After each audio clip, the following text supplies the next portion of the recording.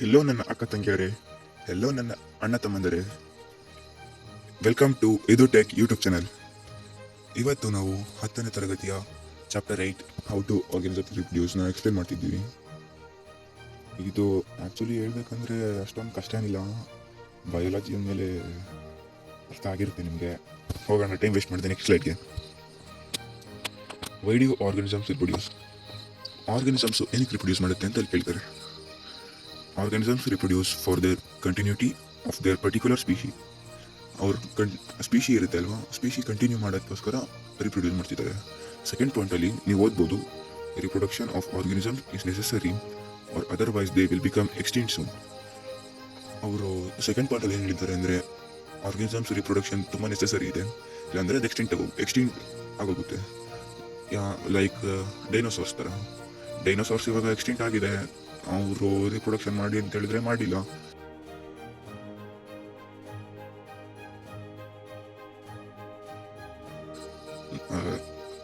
ಅರ್ಥ ಆಗ್ತಿದೆ ಅನ್ಸುತ್ತೆ ನಿಮಗೇನೆ. ರಿಪ್ರೊಡಕ್ಷನ್ ಮಾಡಿದ್ರು ಒಂಥರ ತಪ್ಪು ಅಂತಲ್ಲ, ಏಜ್ ಇಂಪಾರ್ಟೆಂಟ್. ಓಕೆನಾ? ಟೈಮ್ ವೇಸ್ಟ್ ಮಾಡೋದು ಬೇಡ. For third point, for the ecological balance of reproduction of organism is necessary. Ecological ಬ್ಯಾಲೆನ್ಸ್ಗೋಸ್ಕರ ರಿಪ್ರೊಡಕ್ಷನ್ ನೆಸೆಸರಿ ಆಗಿರುತ್ತೆ. Fourth process, it is a natural biological process. Biologically natural process ಇದೆ.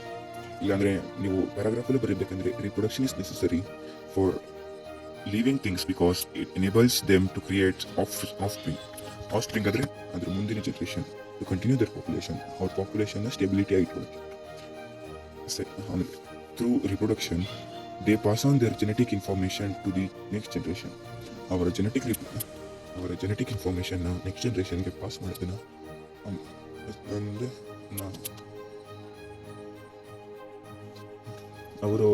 ಅವರ genetic ಇನ್ಫಾರ್ಮೇಷನ್ನ next ಜನರೇಷನ್ಗೆ pass ಮಾಡ್ಬೋದು through sexual.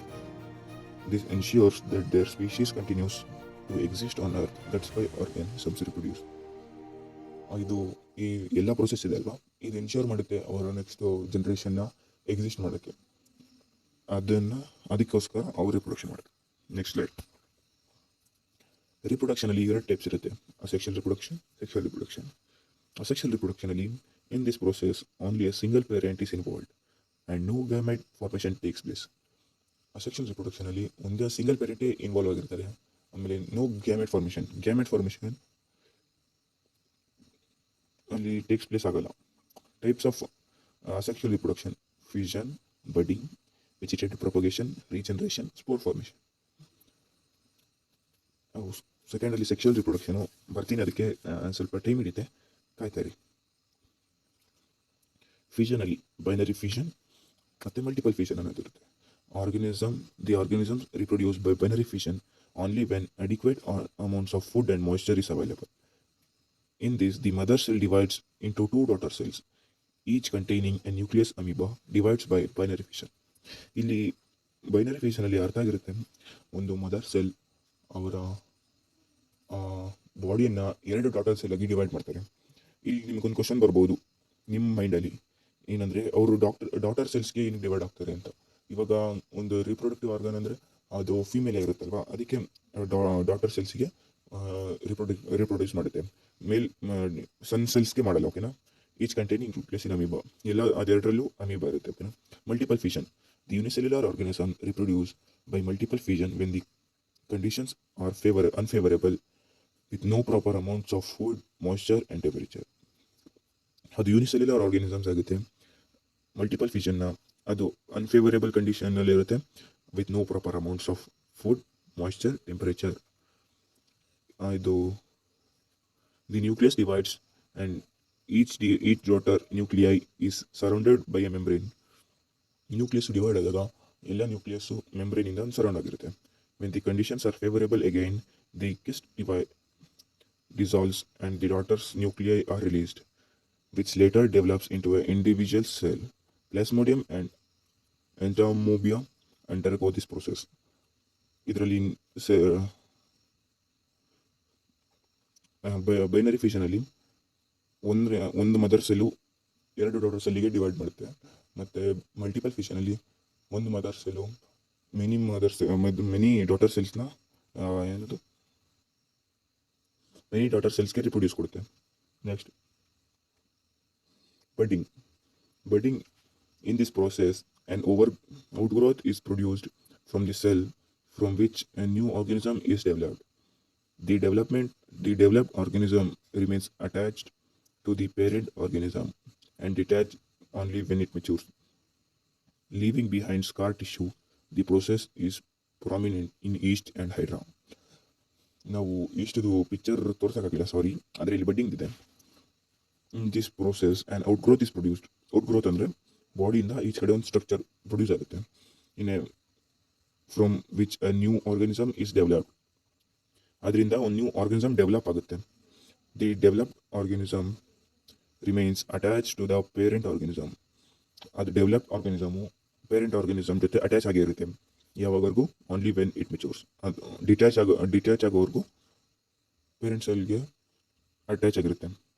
ಅದು mature ಆಗೋವರೆಗೂ detach ಆಗಲ್ಲ. ಲೀವಿಂಗ್ ಬಿಹೈಂಡ್ ಸ್ಕಾರ್ ಟಿಶ್ಯೂನ ಬಿಟ್ಟು ಡಿಟ್ಯಾಚ್ ಆಗುತ್ತೆ. ದಿಸ್ ಪ್ರೋಸೆಸ್ ಪ್ರೊಮಿನೆಂಟ್ ಇನ್ ಹೈಡ್ರಲ್ಲಿ ಕಾಣಿಸ್ತಿರ್ಬೋದು ನಿಮಗೆ. ಪೇರೆಂಟ್ ಹೈಡ್ರಾ ಡೆವಲಪಿಂಗ್ ಬಡ್ ಅಲ್ಲಿ ಚಿಕ್ಕದಾಗಿ ಬರ್ತಾ ಇರ್ಬೋದು. ಥರ್ಡಲ್ಲಿ ನ್ಯೂ ಬಡ್ ಫಾರ್ಮೇಷನ್ ಆಗಿದೆ, ಆಮೇಲೆ ನ್ಯೂ ಹೈಡ್ರಾ ಫಾರ್ಮೇಷನ್ ಆಗಿದೆ. Vegetative propagation. In this a new plant grows from the fragments of the parent plant or a specialized reproductive structure. The offspring are the exact clones of the original plant and there is no mixing of DNA. ಇವಾಗ D N ಏನದು mix ಆಗಿದ್ರೆ ಇನ್ನೊಂದು species ಬರುತ್ತೆ, ಆದರೆ ಇದರಲ್ಲಿ D N A mix ಆಗಲ್ಲ. The common forms of vegetative propagations are grafting, layering, cutting, tuber, tissue culture, etcetera. Regeneration. In organisms like Hydra, Plurnia, we had observed that if they have cut into several pieces, each part grows into a new organism. This is known as regeneration. The specialized cell proliferate and produce a large number of cells. These proliferated cells undergo changes and form different cells and tissues.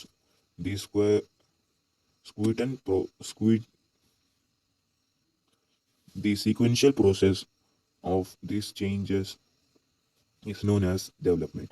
ಇಲ್ಲಿ ನೀವು ನೋಡ್ಬೋದು ರೀಜನರೇಷನು. ಈ ಜೀವಿ ಉಂಟಲ್ಲ, ಈ ಜೀವಿಯ 3 ಭಾಗ ಮಾಡಿದ್ದಾರೆ. 3 ಭಾಗದಲ್ಲೂ 3 ಹೊಸ ಜೀವಿ ಬರ್ತಿದೆ, ಹೊಸ ಪಾರ್ಟ್ ಗ್ರೋ ಆಗ್ತಿದೆ. ತಲೆ ಕಟ್ ಮಾಡಿದಾಗ ಫುಲ್ ಬಾಡಿ ಗ್ರೋ ಆಗ್ತಿದೆ. ಟ್ರಂಕ್ ಕಟ್ ಮಾಡಿದಾಗ ಹೆಡ್ ಮತ್ತು ಟೇಲ್ ಗ್ರೋ ಆಗ್ತಿದೆ. ಟೇಲ್ ಕಟ್ ಮಾಡಿದಾಗ ಹೆಡ್ ಮತ್ತು ಟ್ರಂಕ್ ಗ್ರೋ ಆಗ್ತಿದೆ. ಇದೇ ಸೇಮ್ ಕೇಸಲ್ಲಿ ಆಗೋದು ಲಿಸರ್ಡಲ್ಲಿ. ಲಿಸರ್ಡು ಬಾಲ ಮಾತ್ರ ರಿಪ್ರೊಡಕ್ಟಿವ್ ಪಾರ್ಟ್ ಆಗಿರುತ್ತೆ, ಬೇರೆ ಯಾವುದು ರಿಪ್ರೊಡಕ್ಟಿವ್ ಪಾರ್ಟ್ ಆಗಿರಲ್ಲ. Next, spore formation. During spore formation the organisms form knob-like structure called spirogyra. ಈ ಸ್ಪೋರ್ ಫಾರ್ಮೇಷನ್ ಪ್ರೋಸೆಸ್ಸಲ್ಲಿ ಒಂದು knob-like ಸ್ಟ್ರಕ್ಚರ್ ಅಂದರೆ ಒಂದು ಬಾಲ್-ಲೈಕ್ ಸ್ಟ್ರಕ್ಚರ್ ಅಂದರೆ ಪ್ರೊಡ್ಯೂಸ್ ಆಗುತ್ತೆ ಸ್ಟೆಮ್ ಇದ್ರ ಮೇಲೆ.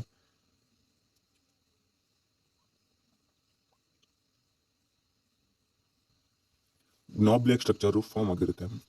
This happens during unfavourable conditions in an inadequate supply of moisture and nutrients. When the conditions are favorable, they begin to grow. ಅದು ಫೇವರೇಬಲ್ ಕಂಡೀಷನ್ಸಲ್ಲಿ ಗ್ರೋ ಆಗುತ್ತೆ, unfavourable ಕಂಡೀಷನ್ಸಲ್ಲಿ inadequate supply of moisture and nutrients ಆಗುತ್ತೆ. The spirogyra contains spores and that develop into new individuals. The spores are covered by thick walls that protect the spores until they come in contact with moisture and begin to grow. The spirogyra contains spores development into new individuals. ಇವಾಗ ಅದರಲ್ಲಿ spores content ಇರುತ್ತಲ್ಲ, ಅದು ಒಂದೊಂದು new ಇಂಡಿವಿಜುವಲ್ಸ್ಗೆ convert ಆಗ್ತಾ ಇರುತ್ತೆ. The spores are covered by thick walls that protect the spores. ಆ spores thick ವಾಲಿಂದ protect ಆಗಿರುತ್ತೆ. ಅದು ಸ್ಪೋರ್ಸ್ನ ಪ್ರೊಟೆಕ್ಟ್ ಮಾಡ್ತಾ ಇರುತ್ತೆ. The spores until the come contact with moisture and begin to grow. ಅದು ಮಾಯ್ಶ್ಚರ್ ಮತ್ತು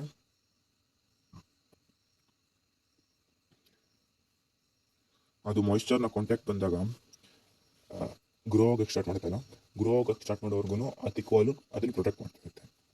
ಸೊ ಈ ವಿಡಿಯೋ ಇಲ್ಲಿವರೆಗೂ ಇತ್ತು. ಹೋಪ್ ನಿಮಗೆ ಇಷ್ಟ ಆಗಿರ್ಬೋದು. ಆದರೆ ಸಾರಿ, ಸ್ವಲ್ಪ ಕಾರಣಗಳಿಂದ ಸೆಕ್ಷುವಲ್ ರಿಪ್ರೊಡಕ್ಷನ್ನ ಹೇಳ್ಕೊಡೋಕ್ಕಾಗಿಲ್ಲ. ಸೆಕ್ಷುವಲ್ ರಿಪ್ರೊಡಕ್ಷನ್ ಇನ್ನೊಂದು ವಾರದಲ್ಲಿ ಬರುತ್ತೆ. ಆ ವಿಡಿಯೋನ ಅಪ್ಲೋಡ್ ಮಾಡ್ತೀನಿ. ಈ ಚಾನಲಲ್ಲಿವರೆಗೂ ಸ್ಟೇ ಟ್ಯೂನ್. ಹಾಂ, ಹಾಗೆ ಇನ್ನೊಂದು ಕೇಳಬೇಕಾಗಿತ್ತು. ನಿಮಗೇನಾರ ಡೌಟ್ ಇದ್ದರೆ ಕಮೆಂಟ್ ಸೆಕ್ಷನಲ್ಲಿ ಕಮೆಂಟ್ ಮಾಡಿರಿ. ನಾನು ಅದನ್ನು ಆದಷ್ಟು ಬೇಗ ಕ್ಲಾರಿಫೈ ಮಾಡೋಕ್ಕೆ ಟ್ರೈ ಮಾಡ್ತೀನಿ. Thank you. ಬಾಯ್.